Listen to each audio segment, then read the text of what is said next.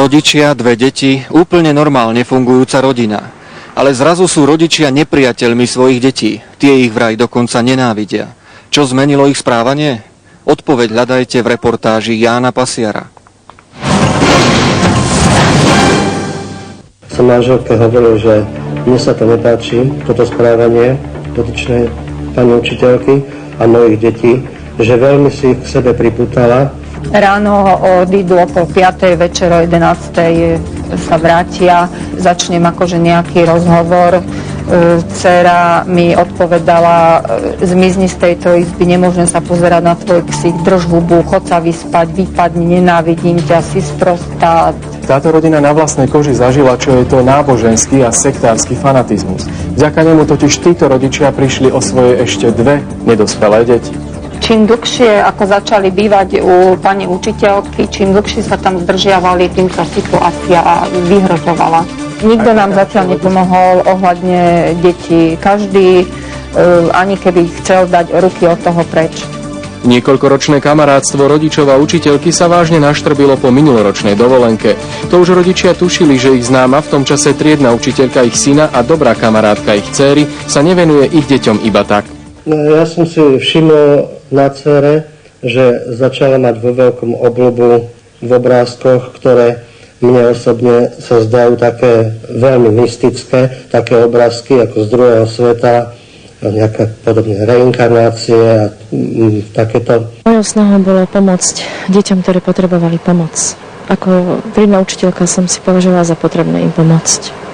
Správanie detí sa vlastne prejavovalo už skôr, ale my sme si to uvedomili vlastne až po tej dovolenke, že deti, keď odmietali najprv jesť akože bravčové a hovädzie mäso, dcera sa začala úplne akože ináč obliekať. Ak chcete úspešne zmanipulovať, tak najskôr musíte zmeniť slovník toho človeka, čiže reč, aby sa vám zmenilo vlastne aj myslenie. No a samozrejme nakoniec je to aj celý vzorec správania, to znamená štýl obliekania, stravovania. Keď prišla reč na to, ako sa oni správajú u dotyčnej pani učiteľky, tak sme zistili, že tam je viacero detí, že nechodili tam len naše 2 deti, že tam bolo viac detí, že sa tam bavili o láske, mali zapálené sviečky. Takýto spôsob u nás nikdy neexistuje. V živote sme v sekte neboli, ani sme nezaložili žiadnu sektu. Po dovolenke začali deti navštevovať pani učiteľku ešte častejšie a zostávali u nej čoraz dlhšie, neraz aj na noc. A o komunikáciu s rodičmi prestali javiť záujem, dokonca ich začali nenávidieť. S deťmi sa úplne ináč rozprávala ako s nami. Deti navodzovala vždy proti nám. Pretože rodičia nezvládli celú tú situáciu a cítili, že deti si hľadali útočisko u mojej rodiny, kde sa cítili bezpečne. Za svoju mamu považovali pani učiteľku, ktorú tak aj momentálne volajú. Nás považujú ako biologických rodičov. Jedným z typických znakov takéhoto sektárskeho spoločenstva alebo vôbec psychickej manipulácie je táto opozičnosť, ktorú spomínate. To znamená až také veľmi silné, až možno agresívne nastavenie sa v boji proti niekomu, v tomto prípade proti vlastným rodičom.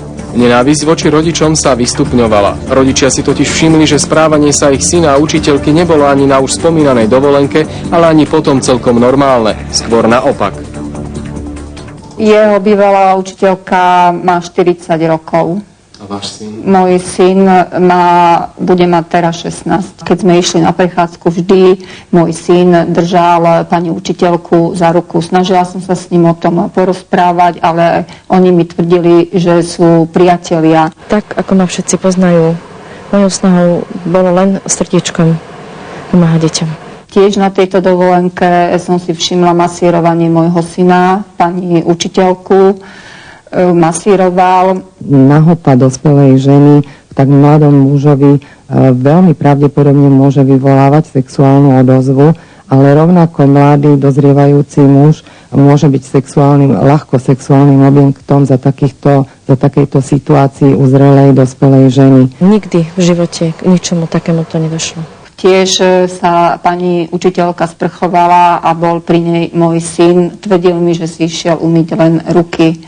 Toto správanie nemôžno považovať v žiadnom prípade za adekvátne a s normálnym psychosexuálnym vývojom nemôže korešpondovať. Rodičom sa podarilo nájsť dcérin denník, do ktorého si zapisovala takmer všetky SMS-ky od učiteľky. Tieto sú zatiaľ jediným svedectvom, z ktorého doteraz vychádzali všetky inštitúcie, ktoré boli do prípadu zapojené, vrátane polície. Dôkaz je jedna SMS-ka, ktoré SMS-ky písala dotyčná učiteľka mojej dcere, ktoré som našla v neskoršom období, a v jednej SMS-ke je písané ohľadne tohto môjho rozhovoru s deťmi, že všetko zapieraj. Kompletný prepis SMS-kovej komunikácie medzi učiteľkou, ktorá sa podpisuje ako mami šteniatko Anielik, predložili rodičia na rozbor viacerým odborníkom. Tých zarazili najmä rôzne zdrobneniny v oslovovaní, narážky na náboženské odkazy a najmä sexuálny podtón niektorých SMS správ. Tam narážka na antropozofiu, konkrétne je tam meno Karlík, kde si myslíme, že by mohlo ísť o Karla Funka. Učenie Karla Funka nadväzuje na jeho veľkého učiteľa Františka Drtikova a hovorí o tom, že akoby vlastne existoval akýsi náboženský supermarket, v tomto prípade predovšetkým založený na v úvodzovkách tovare z Indie, to znamená prepojenie východného mysticizmu so západným mysticizmom. To je taký hlavný leitmotív. Išlo napríklad konkrétne o techniku bombardovania láskou. Pretože je to plné metafor, takže sa to dá skutočne veľmi ľahko zneužiť. Z odborného hľadiska sú niektoré slova veľmi nápadné, pretože majú vysokú symbolickú, erotickú hodnotu. Nie, v žiadnom prípade sa necítim ako psychicky nejakým spôsobom narušená. Ja to vnímam ako pomstu za to, že som chcela tým deťom pomôcť. Rodičia detí podali na mňa trestné oznámenie za obťažovanie mladistvých. Vylučujem a popieram absolútne takéto niečo. Podľa posledných informácií, ktoré nám mimo kameru podal kapitán Macek z obvodného oddelenia policajného zboru v Rakuňa, pred pár týždňami polícia v tejto veci rozhodla, že nebol spáchaný trestný čin, ale len priestupok. Rodičia sa medzi tým obrátili na príslušný odbor sociálnych vecí. Na ten sa však obrátili aj deti, ktoré sprevádzala učiteľka, u ktorej doteraz trávia väčšinu času. Tie deti zase tvrdili, že sú zo strany tých rodičov v podstate niečo také ako týrané, alebo teda, že im tí rodičia nevenujú dostatočnú starostlivosť. My sme boli v tej domácnosti na šetrení a nezistili sme nič také, čo by nasvedčovalo tomu, čo tu tie deti tvrdili. A ja viem, že je to ťažké pochopiť zrazu iba tak, keď vám proste povie jedna strana, že deti nás nenávideli. Ja viem, že je to ťažké chápať, lebo áno, mali sme tam všetko a zrazu...